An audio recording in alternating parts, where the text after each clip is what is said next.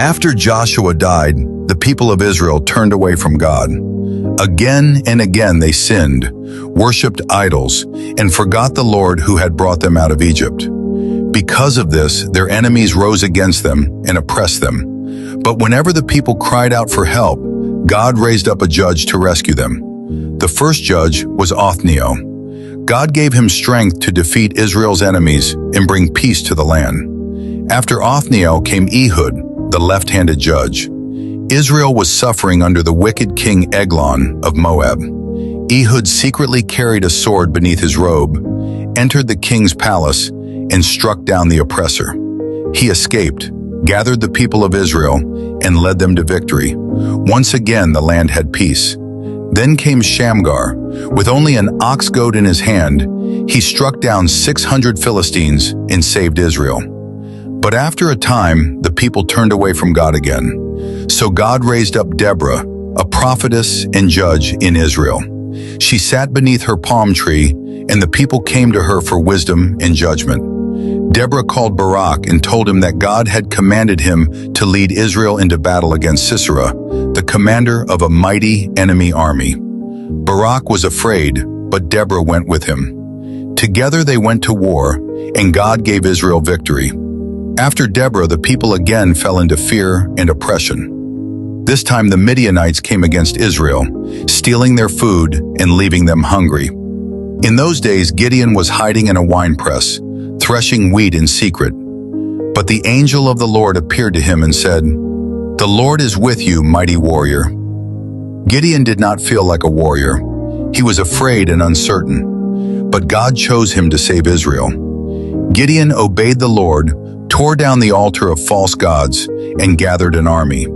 Yet God told him the army was too large. So little by little, the number was reduced until only 300 men remained. That night, Gideon and his men surrounded the camp of Midian. They carried torches, jars, and trumpets. At Gideon's signal, they broke the jars, lifted the torches, and blew the trumpets. The enemy was thrown into panic, and God gave Israel victory.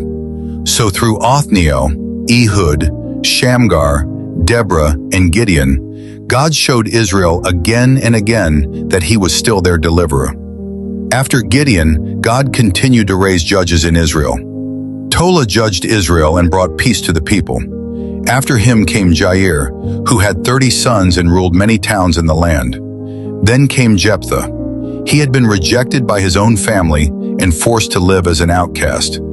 But when Israel was threatened by the Ammonites, the elders came looking for him. Jephthah became a mighty warrior and led Israel into battle.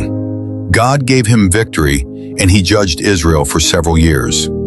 After Jephthah came Ibzan, then Elon, and then Abdon. Each of them judged Israel for a time. Then came Samson, the strongest judge of all. Before he was born, an angel appeared to his parents and said that God had chosen him. As Samson grew, God gave him supernatural strength. He tore apart a lion with his bare hands. He struck down Israel's enemies and became a terror to the Philistines. But Samson also made foolish choices. He trusted Delilah, and she betrayed him. While he slept, his hair was cut, and his strength left him. He was captured and humiliated by the Philistines.